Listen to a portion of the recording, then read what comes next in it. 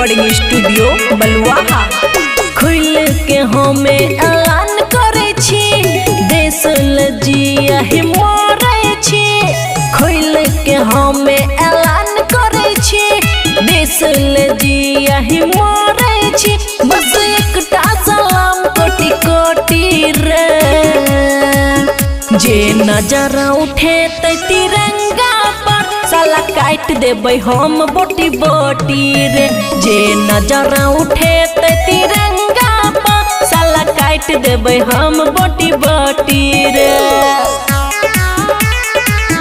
साला काट देबै, साला काट देबै हम बोटी बोटी रे।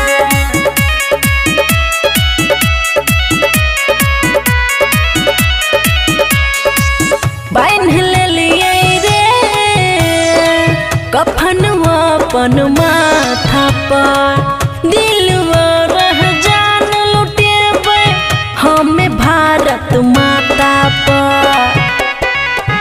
जेना कोयला धधकै छै धधक जेबो रे, हमरा देश दूर नहीं है न तो जर जेबे रे।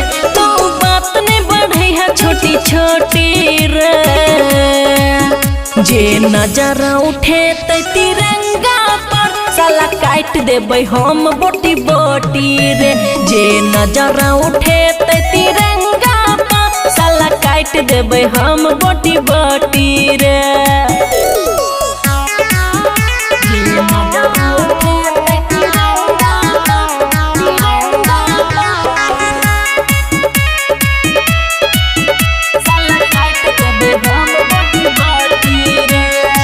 हिंदुस्तान की बच्चा बच्चा शेर है छहे रे, झाड़ दै छही ओकर गुमान जेकर अंदर है छहे रे, बुझलही।